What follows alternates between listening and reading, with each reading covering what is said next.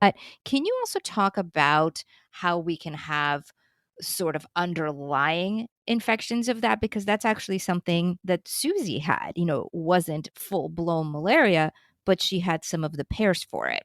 Our health depends on a variety of factors. It depends on our stress levels, it depends on our nutrition, it depends on how toxic we are. It depends on what other co-infections we have that weaken our immune system. And so if you were only bitten by, say, one mosquito and it introduced malaria into your body, and at the time it was the beginning of the summer and you went on your summer break and vacation when your immune system was riding high and you ate healthy, everything was going good. And then towards the end of the summer or September rolls around, you go back to work and school starts, and then stress starts, and then exam time starts, and you're staying up late. You're not eating as healthy as you should be. That's where the body starts to break down in terms of its immune system, and you're not eating as healthy. And that's where instead of the pathogen or combination of pathogens hiding out in one area, that's where they start to spread amongst other areas. And so instead of you just feeling a little tired and achy, now you have a stiff neck. Now your sleep is off. Now you're experiencing some anxiety. Now you're having some digestive issues. And so each symptom is an underlying pathogen.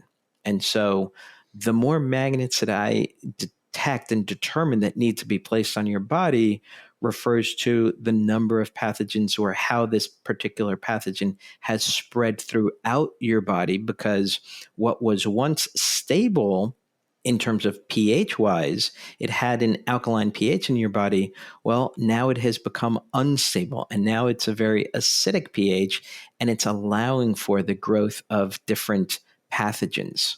And, in Susie's case, I think she had 3 different pairs from malaria. I think there's a total of 5, right?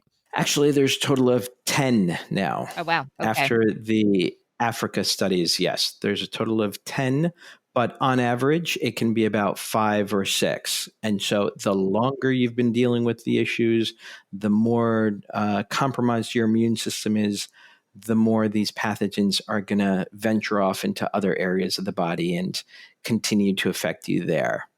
Mhm. Yeah, so she had 3, and actually my husband Scott ended up seeing you a couple of years ago because he was having trouble sleeping, and one of the things that was happening is he was sweating a lot at night, and he normally doesn't sweat that much during the day, but he was sweating at night to the point where I'd have to change his pillowcase every day. I was always doing laundry, and I remember talking to you about it, and you're like, "Have him come in, I'll take a look," and he had I wanna say it was either 4 or 5 of the malaria pairs, and, Bingo. again, he didn't feel bad per se, and yeah, he was a little tired, but, it was that not being able to sleep as well and the sweating, and he used to do acupuncture, and the acupuncture would help, and he would have to do acupuncture every couple of months, and then he would start to kind of sweat again, and he would do it again, and then it would stop, but we moved, and he wasn't able to see that acupuncturist, and so he came to see you, and after 2 sessions, the night sweats stopped, and it's been a couple of years, and he hasn't had it since.